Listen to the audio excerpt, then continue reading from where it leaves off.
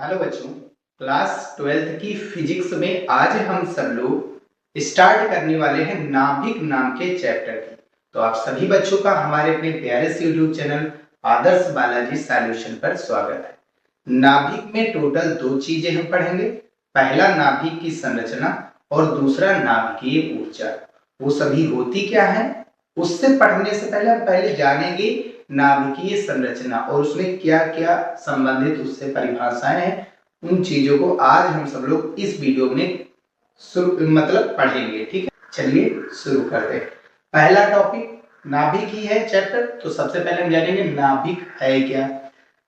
नाभिक की खोज रदरफोर्ड ने अपने अल्फा प्रतिवेदन में की थी। ये चीज हमने परमाणु चैप्टर में पढ़ा। कैसे की थी वो चीज वहां पर हम पढ़ चुके हैं, और इसको डिफाइन कैसे किया गया है वो भी वहां पर पढ़े। फिर से हम यहां पर एक बार पढ़ेंगे इसकी डेफिनेशन कि परमाणु के केंद्र पर, किसी भी परमाणु के केंद्र पर स्थित धनावेशित भाग को नाभिक कहते हैं। समझिए बात, परमाणु का जो केंद्र होता है वो धनावेशित भाग होता है, उसी का नाम इन्होंने नाभिक रखा है। इसकी खोज करता है रदरफोर्ड।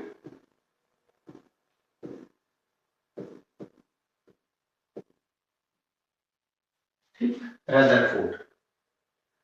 नाभिक की संरचना, नाभिक की संरचना कैसी होती है वो समझिए।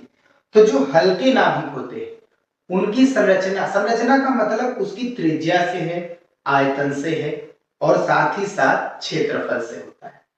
तो इन सभी का संबंध हम जानते हैं, त्रिज्या से तो त्रिज्या पकड़ेंगे। तो जो छोटे नाभिक है, देखा गया जब रदरफोर्ड ने देखा जो छोटे नाभिक होते हैं वो उनका आकार गोलीय होता है, लेकिन जैसे ही नाभिक बड़ा होता है यानी उसमें प्रोटॉन और न्यूट्रॉन की संख्या बढ़ती है, जैसे ही परमाणु क्रमांक बढ़ता है नाभिक का जो आकार होता है वो संरचना जो होती है वो दीर्घाक्ष हो जाती है, मतलब अंडे जैसी हो जाती है। समझ में आएगा? रग्बी वाली बॉल देखा होगा आप लोगों ने, तो वैसा हो जाता है कुछ ऐसी। ठीक है, तो ये होती है भारी नाभिकों के लिए। सामान्यतः सभी नाभिक गोलाकार होते हैं, किंतु भारी नाभिकों में 10% गोलीय संरचना विचलित हो जाती है, जिससे उनका आकार दीर्घाक्ष जैसा हो जाता है, मतलब रग्बी के बॉल जैसा, जिसको हम सब लोग बोलते हैं दीर्घवृत्त। ऐसा केवल भारी नाभिकों के लिए होता है। अब तीसरा चीज हम पढ़ेंगे नाभिक पर आवेश। नाभिक पर आवेश कितना होता है? तो नाभिक पर आवेश, ये भी चीज हम सब लोगों ने पिछले चैप्टर में पढ़ा। नाभिक पर उपस्थित आवेश, सबसे पहली चीज धनावेश होता है, और वो होता कितना है? Plus JD.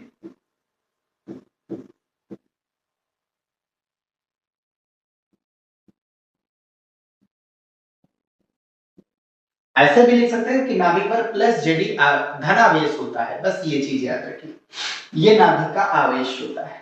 नाभिक का द्रव्यमान, ठीक, इसको ऐसे भी लिख सकते हैं,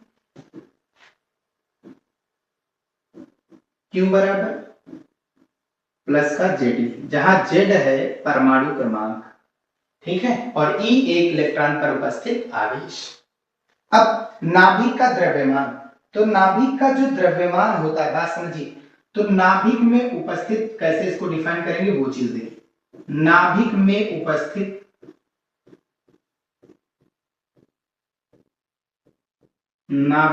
उपस्थित प्रोटॉनों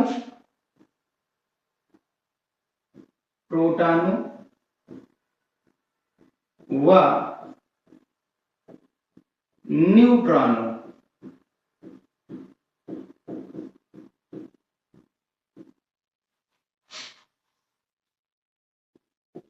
के द्रव्यमान के योग को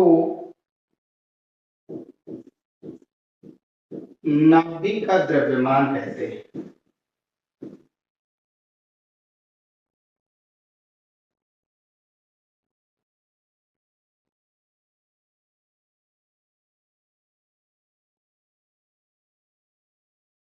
ठीक है। तो प्रोटॉनों और न्यूट्रॉनों के द्रव्यमान का जो योग होता है वही नाभिक का द्रव्यमान होता है। ये चीज याद रखिए, ये आगे भी हम पढ़ेंगे जब द्रव्यमान क्षति आएगी। अच्छा, नाभिक में उपस्थित प्रोटॉनों और न्यूट्रॉनों की जो संख्या होती है उसको न्यूक्लियनों की संख्या भी बोला जाता है।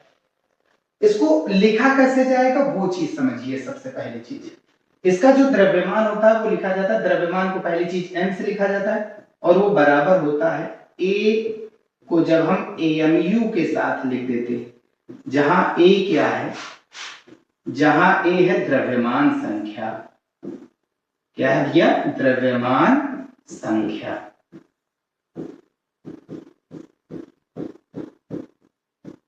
और AMU जो है, जहां a क्या है द्रव्यमान संख्या। इसको आगे थोड़ा कर दें।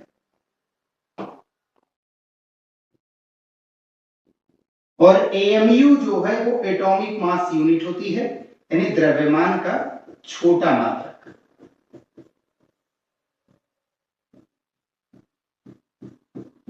और इसका मान जो होता है वो 1.66 गुणे 10 की घात -27 kg होता है।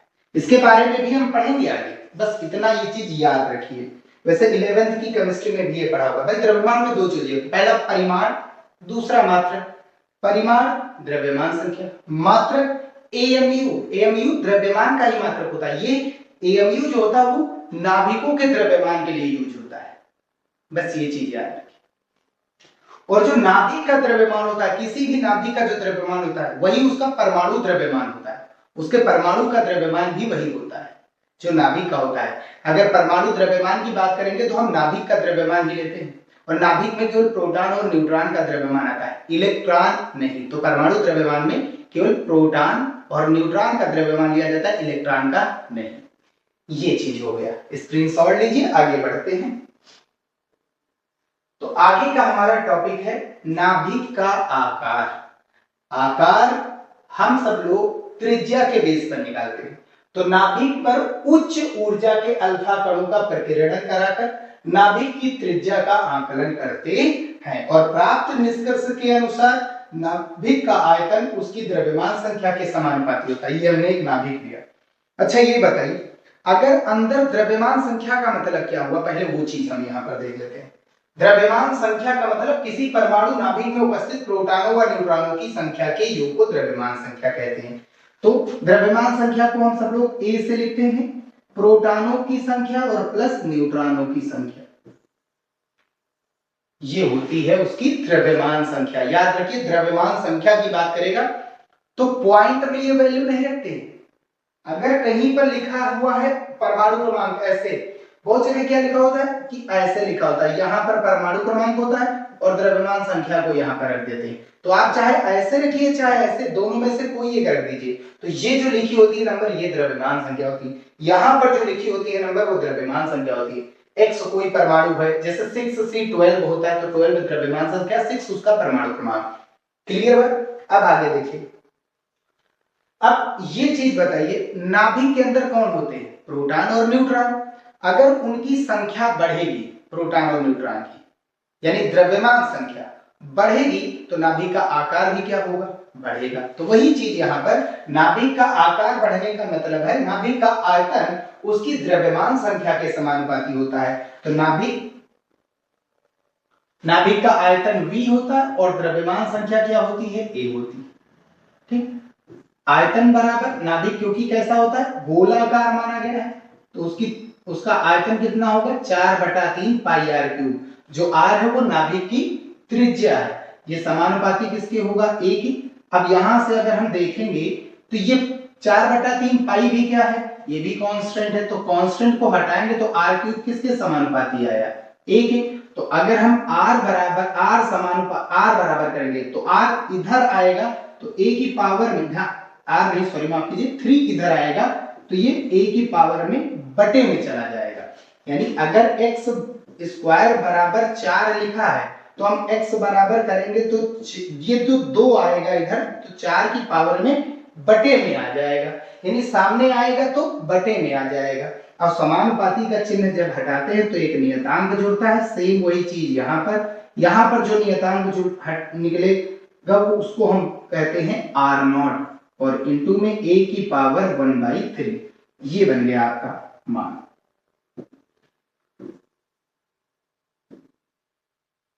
हो गया। जहां ये चीज तो लिखी दे, जहां R0 बराबर नियतांक और इस नियतांक का कुछ मान भी होगा, हाँ बिल्कुल सही, और वो मान होगा 1.2 फर्मी। और फर्मी का मतलब क्या होता है? फर्मी का मतलब होता है 10 की घात -15 मीटर, ये होता है। ये है, ऐसे हम सब लोग इसका मान निकाल सकते हैं। अब एक चीज और हम यहां पर बताने वाले हैं, एक लाइन और देख लीजिए यहां से।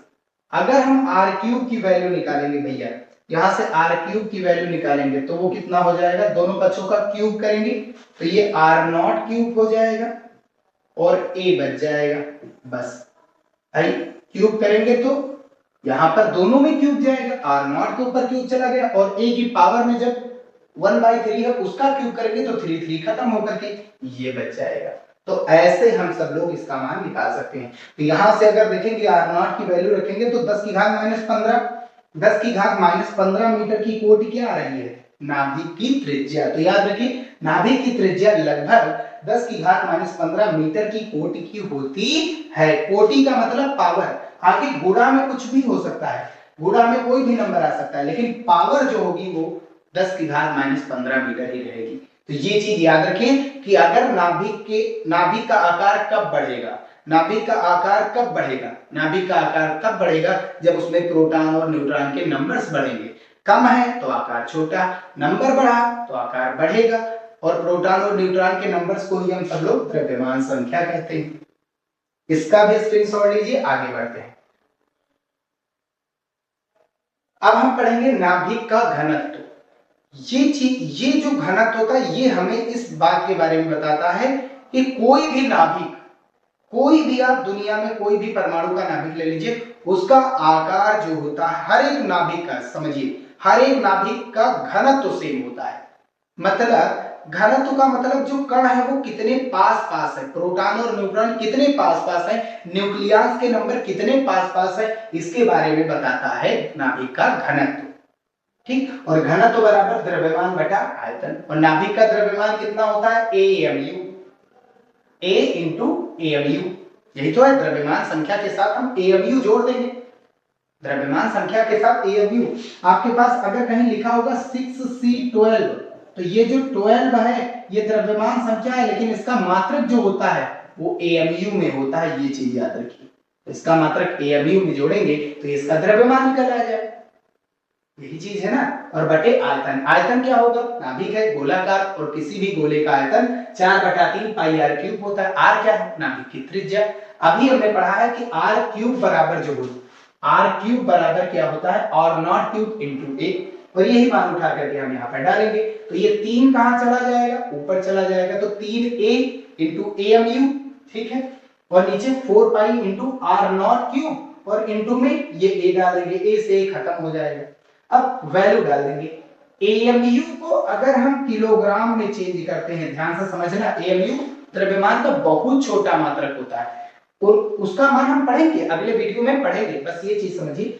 3 इंटू 6.6 गुणे 10 की घात -27 होता है, ये 3 तो है। AMU को किलोग्राम में जब चेंज करेंगे तो किलोग्राम में कितना आएगा, 1.66 गुणे 10 की घात -27 केजी, और 4 पाई की वैल्यू 3.14, और नॉट की वैल्यू अभी हमने 1.2 into 10⁻15 पढ़ा, और पावर क्यूब लगा दिया। ओवरऑल इसको सॉल्व करेंगे तो 2.3 गुणा 10 की घात 17 किग्रा प्रति मीटर क्यूब आएगा, और इससे ये पता चलता है सभी नाभिकों का घनत्व, सभी नाभिकों का घनत्व नियत रहता है, नियत रहता, इतना ही होता है, चाहे छोटा लीजिए चाहे बड़ा लीजिए, कण इतनी ही दूरी पर होंगे हर एक नाभिक में, इसीलिए नाभिक का आकार बढ़ता है। समझ गए? घनत्व बराबर रखने के लिए नाभिक का आकार बढ़ता है। परमाणु संख्या या परमाणु क्रमांक क्या होता है वो चीज देखते हैं। एटॉमिक नंबर किसी आयनित या उदासीन परमाणु, आयनित का मतलब उसने इलेक्ट्रॉन को त्याग दिया या इलेक्ट्रॉन को ग्रहण कर लिया, ये आयनित हुआ, आयन जुड़ जाए प्लस माइनस। या उदासीन मतलब जितना उसके पास प्लस है उतना माइनस, यानी जितने प्रोटॉन उतने इलेक्ट्रॉन। परमाणु में उपस्थित प्रोटॉनों की संख्या को याद रखिए, यहां पर इलेक्ट्रॉनों की संख्या नहीं कहनी है। इलेक्ट्रॉनों की संख्या हम तभी कहेंगे जब परमाणु उदासीन होगा, और अगर परमाणु उदासीन नहीं है, आयनित है, तब वहां पर हम सब लोग क्या कहेंगे, प्रोटॉनों की संख्या। तो प्रोटॉनों की संख्या दोनों में ही ले सकते हैं, तो इसीलिए हमने आयनित और उदासीन दोनों के लिए ये होता है, तो इसलिए हमने प्रोटॉनों की संख्या। अगर आप इलेक्ट्रॉनों की संख्या लिख रहे हैं तो आपको आयनित नहीं लिखना, फिर उदासीन परमाणु लिखना पड़ेगा।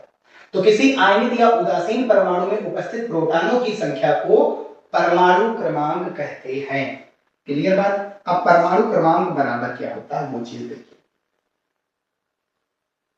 परमाणु क्रमांक को हम Z से लिखते हैं। सबसे पहला काम, ये संख्या होती है, इसका कोई मात्रक नहीं होता, ये बराबर होता है प्रोटॉनों की संख्या यानी P के बराबर होता है। और साथ ही साथ अगर उदासीन है परमाणु, क्या हो, उदासीन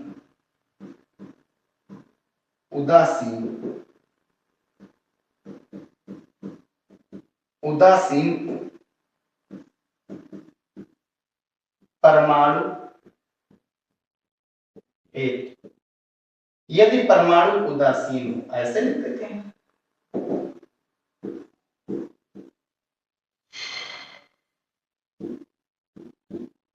तब हम क्या कहेंगे कि हमारा जो परमाणु क्रमांक है वो प्रोटॉनों की संख्या और इलेक्ट्रॉनों की संख्या के योग के बराबर है। बस इतना कह देना है। द्रव्यमान संख्या अभी हमने बताया, द्रव्यमान संख्या मतलब नाभिक के अंदर प्रोटॉन और न्यूट्रॉन की संख्या द्रव्यमान संख्या कहलाती है। इसको न्यूक्लियन की संख्या भी बोलते हैं, याद रखिए न्यूक्लियन भी बोला जाता है, ठीक। इसे न्यूक्लियनों की संख्या भी कहते हैं। ए बराबर प्रोटॉन और न्यूट्रॉन की संख्या, ठीक। ये ऐसे लिखा जाता है, यहाँ ए है, इसका कोई मात्रक नहीं होता, ये भी क्योंकि एक संख्या ही है। अगर इसी को हम एमयू के साथ जोड़ दे इसको, तो ये परमाणु द्रव्यमान कहलाएगा। परमाणु द्रव्यमान या नाभिक का द्रव्यमान आप कुछ भी कह दीजिए, ठीक, दोनों सेम होते हैं। और क्यों होता है वो अभी हमने बताया। और न्यूट्रॉनों की संख्या अगर आप लोगों को निकालनी है तो करना कुछ नहीं, ऊपर वाले में से नीचे वाला माइनस कर दीजिए। ऊपर कौन है हमारा, द्रव्यमान संख्या, और नीचे कौन है, परमाणु क्रमांक, और ये बन गया हमारा न्यूट्रॉनों की संख्या। तो न्यूट्रॉनों की संख्या क्या होती है, न्यूट्रॉनों की संख्या किससे कहते हैं पूछा जाए तो ये हो द्रव्यमान। अरे भाई यहां से निकाल लीजिए, यहां से n बराबर, तो p इधर जाएगा तो माइनस p किसके बराबर होता है, z के। परमाणु क्रमांक जितना उतने उसमें प्रोटॉन, उतने उसमें इलेक्ट्रॉन, बशर्ते परमाणु उदासीन होना चाहिए, ठीक है। तो p की जगह पर हमने z डाल दिया बस। अब एक चीज समझिए इस न्यूट्रॉन के बारे में। जो न्यूट्रॉन होता है, ध्यान से समझना, न्यूट्रॉन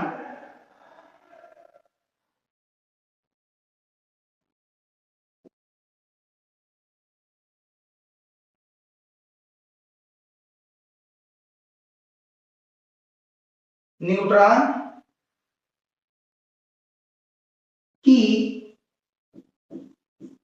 भेदन क्षमता बहुत अधिक होती है।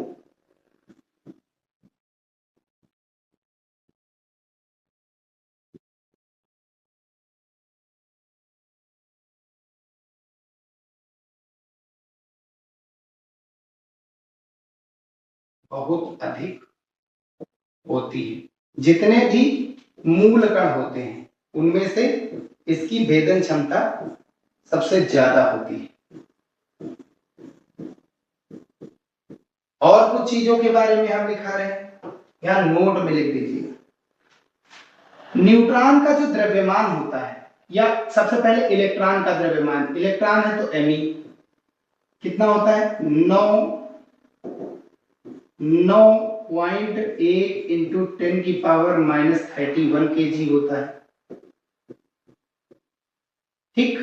प्रोटॉन का द्रव्यमान MP लिख रहे हैं, प्रोटॉन है तो MP 1.6 7 इंटू 10 की पावर -31 kg लगभग। और न्यूट्रॉन का जो द्रव्यमान होता है, जितने भी 3 ही मूल कण है, मूल कण मतलब जिनका क्षय नहीं किया जा सकता, तोड़ा नहीं जा सकता है, वही मूल कण। आगे पढ़ाएंगे, अभी यहां से समझिए। 1.68 रखते हैं लगभग इंटू 10 की पावर -27 kg। जितने भी मूल कण होते हैं उनमें से न्यूट्रॉन का द्रव्यमान सबसे ज्यादा और इलेक्ट्रॉन का सबसे कम होता है। ये चीज इतना स्क्रीनशॉट ले लीजिए। आगे बढ़ते हैं। अब आगे का टॉपिक हमारा नाभिकों का वर्गीकरण। जो नाभिक होते हैं उनको कितने भागों में तोड़ सकते हैं। तो सबसे पहला होता है समस्थानिक, आइसोटोप्स बोला जाता है। समस्थानिक जो होते हैं, सबसे पहली चीज ये एक ही तत्व के परमाणु होते हैं। कोई एक तत्व, जैसे ये ले लीजिए, अब इसी के जो छोटे छोटे परमाणु, ये उसी की बात करता है। तो एक ही तत्व के वे परमाणु जिनके परमाणु क्रमांक मतलब प्रोटॉनों की संख्या, जिनके परमाणु क्रमांक समान किंतु द्रव्यमान संख्या, अगर परमाणु क्रमांक समान है यानी प्रोटॉन के नंबर समान है और द्रव्यमान संख्या भिन्न भिन्न, मतलब प्रोटॉन तो सेम है, द्रव्यमान संख्या में दो लोग होते हैं, प्रोटॉन और न्यूट्रॉन, तो प्रोटॉन सेम है तो जाहिर सी बात न्यूट्रॉन बदल रहे हैं। तो ऐसे भी कह सकते हैं एक ही तत्व के वे परमाणु जिनकी परमाणु क्रमांक समान किंतु द्रव्यमान संख्या भिन्न भिन्न हो, एक दूसरे के समस्थानिक कहलाते हैं। इसको अगर समप्रोटॉनिक भी कहते हैं, याद रखिए समप्रोटॉनिक भी। अगर समप्रोटॉनिक पूछेगा तब कैसे लिखना, एक ही तत्व के वे परमाणु जिनके प्रोटॉनों की संख्या समान किंतु न्यूट्रॉनों की संख्या भिन्न भिन्न हो, एक दूसरे के समप्रोटॉनिक कहलाते हैं। क्लियर बात, इन्हें समप्रोटॉनिक भी कहते हैं। इसके एग्जांपल, मतलब प्रोटॉन के नंबर परमाणु क्रमांक सेम है। देखो ये परमाणु क्रमांक 1 है 1 है 1 है, 6 6 6, 8 8 8, 17 17 है नहीं। अब द्रव्यमान संख्या अलग अलग, 1 2 3 है, यहाँ 12 13 14, यहाँ 16 17 18, यहाँ 35 37। अच्छा, एक ही समस्थानिक है जिनके अभी तक नाम पता चले, और वो है तुम्हारा हाइड्रोजन। हाइड्रोजन के 3 समस्थानिक है, प्रोटियम ड्यूट्रियम ट्राइट्रियम। याद रखिए, प्रोटियम ड्यूट्रियम ट्राइट्रियम। और कौन समस्थानिक है, 6C12 6C13 6C14। और ऑक्सीजन के 3 समस्थानिक है, 8O15 भी है, 8O15 8O16 8O6 17 8O18, ये भी है। 7Cl35 17Cl35 17Cl37, ये क्लोरीन के हो गए। अब अगर आपको कोई भी नाभिक का समस्थानिक निकालना है तो एक काम कर सकते हैं, विशेषताओं में हम समझ सकते हैं, इनके रासायनिक गुण समान होते हैं। क्यों? क्योंकि एक ही तत्व के बने होते हैं और रासायनिक गुण तत्व को देखता है, परमाणु को नहीं देखता। मतलब इसमें द्रव्यमान संख्या ये वगैरह को नहीं देखता, ये केवल और केवल परमाणु को देखता है। तो सेम एक ही तत्व के बने परमाणु होते हैं तो जाहिर सी बात है ये उसी को देखेगा। हमने यूरेनियम का एग्जांपल लिया। अगर कहीं अल्फा कण लिखा है तो अल्फा कण का मतलब क्या होता है, समझिए। अल्फा कण का मतलब होता है हीलियम नाभिक। हीलियम नाभिक क्यों बोला? क्योंकि इसके ऊपर जो आवेश होता है वो धनावेश होता है, तो नाभिक हमने बोल दिया। तो हीलियम निकालना है, यानी द्रव्यमान संख्या कितनी, ध्यान से समझिए, परमाणु क्रमांक कितना कम हुआ, 2, तो बचा कितना, 90। 90 किसका होता है, थोरियम का होता है। अब देखिए द्रव्यमान संख्या कितनी कम हो रही है, अल्फा कण निकला तो यानी इतना निकालना है इससे, तो 4 कम हुआ, 238 से बचे कितने, 234। अब इसमें क्या निकालना है, -1 बीटा 0। -1 बीटा 0 मतलब ये निकालना है, ये क्या करना है, निकालना है, ये निकालना है। तो ये -1 बीटा 0 को हम क्या कहते हैं, दो चीजें समझो। इलेक्ट्रॉन को हम क्या लिखते हैं, सबसे पहले प्रोटॉन का और प्रतीक क्या है, प्रोटॉन के प्रतीक क्या है, यहां पर ही देख लेते हैं, आगे अगले वीडियो में बताएंगे। और इलेक्ट्रॉन का प्रतीक क्या होता है, इलेक्ट्रॉन के क्या क्या प्रतीक होते हैं, और साथ ही साथ न्यूट्रॉन का प्रतीक क्या होता है। तो प्रोटॉन का होता है पहला तो 1H1 भी होता है और दूसरा P भी होता है। अब इलेक्ट्रॉन का होता है -1 बीटा 0 और दूसरा क्या होता है, E भी होता है। न्यूट्रॉन का एक ही होता है 0N1 और इसको N से भी लिखते हैं। तो ये चीज आप लोगों को पता होनी चाहिए अगर आप नाभिक चैप्टर पढ़ रहे हैं। अच्छा, प्रोटॉन का ही एक और होता है, इसका एंटी कण, इसका प्रतिकण होता है जो इसके संपर्क में आकर के इसका विनाश कर देता है, यानी खुद खत्म होगा, इलेक्ट्रॉन को भी खत्म करेगा। तो इसका प्रतिकण का नाम है, पढ़ेंगे मूल कण प्रतिकण, पॉजिट्रॉन। इसका प्रतिकण होता है पॉजिट्रॉन। और इसको लिखा जाता है +1 बीटा जीरो से। अगर इलेक्ट्रॉन है तो -1 बीटा जीरो। अब इसको निकाल रहे हैं तो ये माइनस प्लस, तो ये कितना हो गया 90 और 91। ठीक है, अब यहां पर कुछ जुड़ेगा नहीं, ऊपर 234 ही रखो। अब फिर से माइनस माइनस प्लस एक और जोड़ो, फिर से कितना हो गया 92, और 92 किसका होता है यूरेनियम का होता है, और 200 कितना बचा 34। अब ये जो यूरेनियम 92U238 है और ये जो 92U234, ये दोनों एक दूसरे के समस्थानिक हो गए। ऐसे हम समस्थानिक निकाल सकते हैं। पहले क्या करना है आपको, क्रमागत अल्फा निकालना है, अल्फा कण निकालना है, फिर बीटा कण निकालने हैं 2 बार, अल्फा कण 1 बार और बीटा कण 2 बार। निकालने के बाद जो पहला मूल नाभिक और जो प्राप्त नाभिक बना, ये एक दूसरे के समस्थानिक हैं। तो यहां पर एक दूसरे के समस्थानिक कौन कौन हुए, 92U238 और 92U234, ये एक दूसरे के समस्थानिक हो गया। ऐसे हम निकालते हैं। अब आगे बढ़ते हैं। अगला है संभारिक आइसोबार्स। इसको कैसे क्या होता है, ये सबसे पहली चीज अलग अलग तत्वों के होते हैं। भार समान यानी द्रव्यमान संख्या समान और परमाणु क्रमांक अलग अलग। भिन्न भिन्न तत्वों की वे नाभिक जिनके परमाणु, यहां वे लिख लेना, जिनके परमाणु क्रमांक असमान या भिन्न भिन्न किंतु द्रव्यमान संख्याएं समान हो, संभारिक कहलाते हैं। एक दूसरे के संभारिक, नाम से ही क्लियर है। इसका एग्जांपल है अलग अलग होंगे परमाणु, तो जाहिर सी बात इनका परमाणु क्रमांक अलग अलग होगा, और परमाणु क्रमांक अलग अलग है, अलग अलग तत्व तो इनके रासायनिक गुण भी अलग अलग होंगे। भौतिक गुण तो समान लेकिन रासायनिक गुण अलग अलग हो जाएंगे। और ये 6C14, इसकी द्रव्यमान संख्या 14, इसकी भी 14 लेकिन परमाणु क्रमांक अलग अलग। इसकी द्रव्यमान संख्या 3, इसकी भी 3 लेकिन परमाणु क्रमांक अलग। इसकी द्रव्यमान संख्या 40, इसकी भी 40 लेकिन परमाणु क्रमांक अलग अलग। ये एक दूसरे के संभारिक है। संभारिक को हम कैसे निकाल सकते हैं, संभारिक को आप लोगों को केवल बीटा को माइनस करना, मतलब 2 बार बीटा को माइनस कर दीजिए, अल्फा नहीं, इसमें 2 बार बीटा को ही माइनस करना है। 2 बार बीटा को माइनस करेंगे, 2 बार बीटा को माइनस करेंगे, तो हमने यहाँ पर आर्गन को ही ले लिया। एक एग्जांपल, आर्गन 18Ar40 होता है, ये माइनस माइनस प्लस 18 और 19 जो कि पोटेशियम का होता है K40, द्रव्यमान संख्या 40 है, उसमें कोई जोड़ना घटाना नीचे वाला। अब इसमें भी ये माइनस माइनस प्लस, अब फिर से ये इसमें जुड़ जाएगा भाई, माइनस माइनस प्लस हो गया तो जुड़ेगा, माइनस होता तो घटता।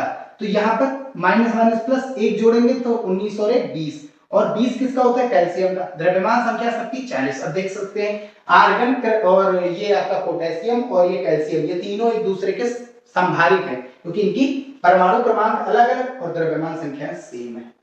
ठीक, अब सम न्यूट्रॉनी क्या होते हैं वो देखिए। ऐसे नाभिक जिनमें केवल न्यूट्रॉनों की संख्या समान हो, सम न्यूट्रॉनिक कहलाते हैं। जिनमें न्यूट्रॉनों की संख्या समान होगी वो सम न्यूट्रॉनिक, जिसमें द्रव्यमान संख्या समान, परमाणु क्रमांक भिन्न भिन्न, समभारिक, और समस्थानिक या समप्रोटॉनिक, जिनमें प्रोटॉनों की संख्या, परमाणु क्रमांक समान और द्रव्यमान की संख्या, न्यूट्रॉनों की संख्या भिन्न भिन्न। क्लियर बात। तो यहां से निकालने के लिए, यहां से पहले न्यूट्रॉनों की संख्या निकालो, कितनी आएगी, ऊपर वाले में से नीचे वाला 7 में से 3 घटाओ, यहां पर ऊपर वाले में से नीचे वाला 8 में से 4 घटाओ, और चेक करो देखो कितना आ रहा है, 7 में से 3 गया, 4 बचेगा, और यहां पर भी 4 बचेगा। इसका मतलब ये न्यूट्रॉन इसमें सेम है, दोनों में न्यूट्रॉनों की नंबर सेम है, तो इसलिए ये सम न्यूट्रॉनिक। दूसरा एग्जांपल, सोडियम 11Na23 और 12Mg24, ये ले लिया गया। इसमें न्यूट्रॉनों की संख्या यानी ऊपर में वाले में से नीचे वाला घटाओ, तो 23 में से 11 घटाना है, और इसमें से न्यूट्रॉनों की संख्या निकालनी है, तो 12 में से 24 में से 12 घटाना, ऊपर वाले में से नीचे वाला, सीधा सीधा है। द्रव्यमान संख्या से परमाणु क्रमांक, कितने बचे न्यूट्रॉन 12, इसमें कितने बचे न्यूट्रॉन 12, यानी न्यूट्रॉनों की संख्या सेम है, तो इसलिए ये एक दूसरे के क्या हो गए, ये जो सोडियम और मैग्नीशियम ये भी एक दूसरे के सम न्यूट्रॉनिक होते हैं।